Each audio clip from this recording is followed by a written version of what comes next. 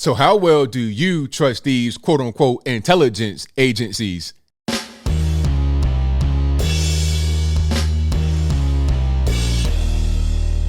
How's everybody doing? My name is Anthony Brian Logan, and today I bring you an update on the whole Tucker Carlson NSA spying kerfuffle. Now remember, I did a video on this very topic a few days ago where Tucker got on the show and said that the NSA is spying on him and he has evidence. They were reading his emails, allegedly, and they were going to send the information to reporters all over D.C. to not only smear Tucker, but also his Fox News show, probably the entire Fox News channel, and also just conservative people. That's kind of the way it looks like. The NSA responded right away talking about, oh, we're not spying on you. You're not the target of investigation, and we're not trying to take down your show. And by the way, they put that tweet out at 8 p.m., which is the exact time Tucker's show starts on Fox, but that's a different story, and I digress. Right when they said that, my mind went to, you're probably looking into somebody else, and Tucker was caught up in the dragnet, meaning you're spying on this person over here. Everything that is around them, all their emails, all their phone calls, all their movements, all of that is being caught up. And if other people are involved, well, you're kind of spying on them too because of their communication going from that person to that person. You understand what I'm saying? Tucker was caught up in it. That's what I thought at the time. Now we have evidence that that is the truth. Now, before I go any further, let's go ahead and roll the clip. In this clip, you'll hear Tucker himself talk about the whole situation.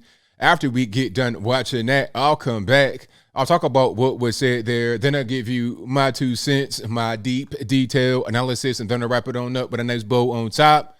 So without further ado, let's go ahead and roll it.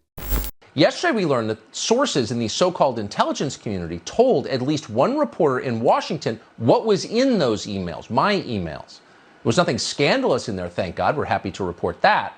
Late this spring, I contacted a couple of people I thought could help get us an interview with Russian President Vladimir Putin. I told nobody I was doing this other than my executive producer, Justin Wells. I wasn't embarrassed about trying to interview Putin. He's obviously newsworthy. I'm an American citizen. I can interview anyone I want, and I plan to. But still, in this case, I decided to keep it quiet. I figured that any kind of publicity would rattle the Russians and make the interview less likely to happen. But the Biden administration found out anyway by reading my emails.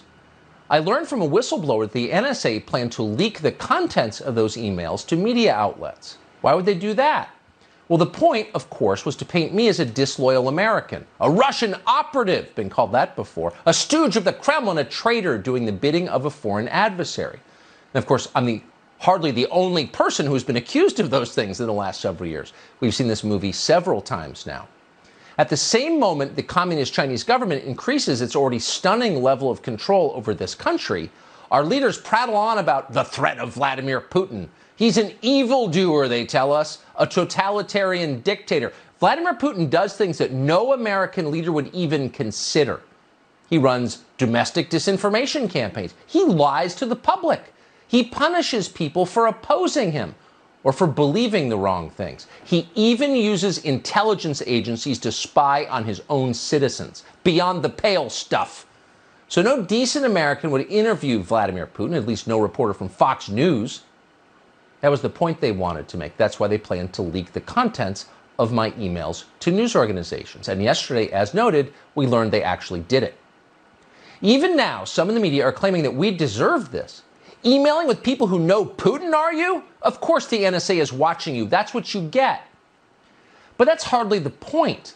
By law, the NSA is required to keep secret the identities of American citizens who've been caught up in its vast domestic spying operations. So by law, I should have been identified internally merely as a U.S. journalist or American journalist. That's the law. But that's not how I was identified. I was identified by name. I was unmasked. People in the building learned who I was. And then my name and the contents of my emails left that building at the NSA and wound up with a news organization in Washington. That is illegal. In fact, it is precisely what this law was designed to prevent in the first place, We cannot have intelligence agencies used as instruments of political control. Both parties used to agree on that. Democrats were especially adamant on the point, but not anymore. So that's exactly what is happening here. We need to find out how this happened. Who did it? Who allowed it? Paul Nakasone would know the answer. Paul Nakasone is the highly political director of the NSA. Paul Nakasone would have been required personally to approve my unmasking. That's how it works. Paul Nakasone should explain who asked for that unmasking, and he should do it immediately. Avril Haines would also likely know the answer. Haines is the even more political director of national intelligence. She oversees all of it. She may have approved the unmasking as well. She would certainly know who asked for it and who approved it. That's her job to know. She should release that information immediately, tonight. And if Avril Haines does not release that information, she should be forced to release that information. We don't have a lot of power as a TV show, but we're going to keep pushing for that because it matters, not just to us, but to the entire country. You can't have a democracy in a place where unaccountable spy agencies keep people in line by leaking the contents of their emails, discrediting them with their own emails, which they thought were private. It doesn't work if you allow that. And we suspect congressional Republicans will also demand an answer. Many have finally awakened to the fact that the intelligence agencies, which they have blindly supported for so long, are not, in fact, their friends. They're not the friends of anyone in this country. They're dangerous. That's obvious. All right, so you saw that, you heard that. Now, like I said from the beginning, I knew this would be the case.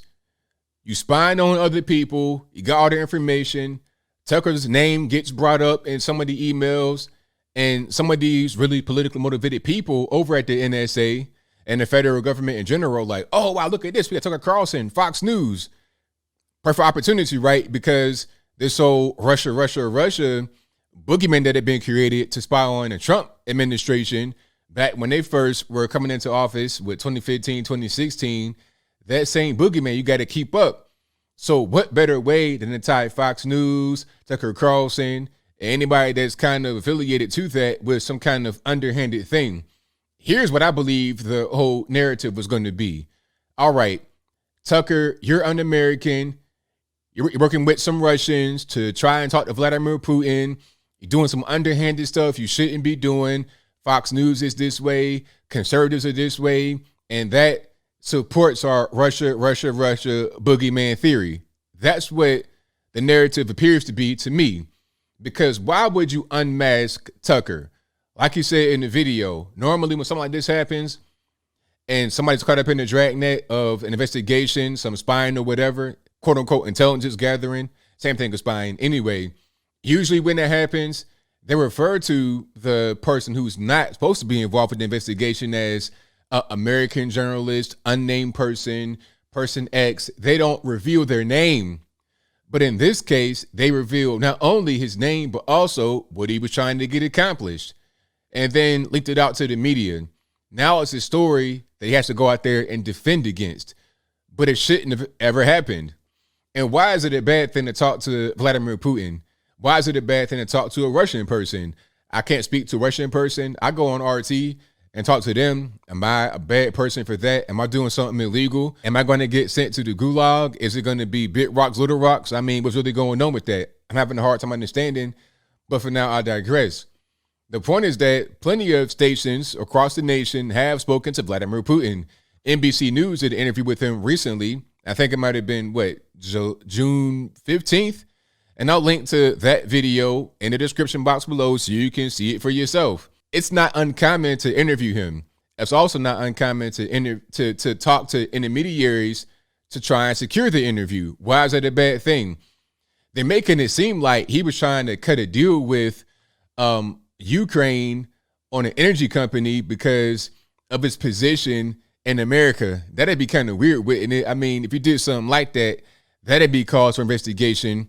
Oh, but not if you're Hunter Biden. But anyway, I could see if it was something nefarious beyond his duty as a journalist to interview people. If it was something beyond that, I could understand. But it wasn't anything beyond that. You see, the NSA, these other alphabet letter organizations are very politically motivated, very politically driven, as we saw during the Trump campaign, as we see right now during the Biden administration. They're very politically motivated. Now, some of the regular normies that work there may not be. Your average guy that's on the computer typing in stuff, he may not be politically motivated, right? But whoever made the decision to unmask Tucker and leak the information may not be indicative of the entire organization. However, if we're seeing a pattern of this coming from these agencies, then it's time to overhaul them and or reduce their power.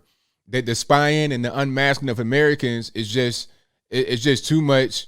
It's becoming the tool to attack political opponents. And as I close, I want to say this. Like Tucker said, it's kind of ironic how they talk about Russia. Vladimir Putin is the worst guy on earth. But the very things that they accuse him of doing, they like to do themselves. Some things, not all, allegedly. But, using intelligence agencies as political weapons, trying to attack your opponents. They accuse him of doing that. But what are they doing at the NSA, FBI, CIA, etc.? Huh? What are they doing? The exact same thing. That's at a certain point, that's called projection. You're doing exactly to Americans what you say Putin is doing to Russians. But I think I'll leave that right there for now. And what say you? How do you feel about the unmasking of Tucker Carlson and other Americans? I think they unmasked Michael Flynn as well, maybe even Trump. How do you feel about this unmasking and the weaponization of these government agencies? Whatever your thoughts on that are, let me know in the comments below. You guys pretty much know where I'm at. I think this was ridiculous. It was absurd, but this has become a pattern at this point. And I think we should all recognize it when it's happened. We should recognize an attack, an unwarranted and biased attack when it happens. This is most certainly that. This is not anything egregious to speak to a president of a foreign nation like other places have done. NBC, ABC, CNN, CBS, they've all done it. They have all done it. So why is it all of a sudden nefarious when Fox News does it? They're trying to prey upon the ignorance of the general public and push their Russia, bad people, Fox News bad, Donald Trump bad, Tucker Carlson bad, anybody on the right bad, anybody here in Russia bad. So if they work together, like, I don't know, an interview, which is really normal for journalists to do, if they do something like that, then they're up to no good. It's evil, all this, that, and the third. However, if a guy on NBC interviews him, then it's fine. There's no problem because NBC are the good guys and they're attacking the big bad meanie over in Russia. That's what's going on. But whatever your thoughts are, please let me know in the comments below. And that's all I got to say for this video. If you like what you heard, please comment, rate, share, and subscribe. Peace.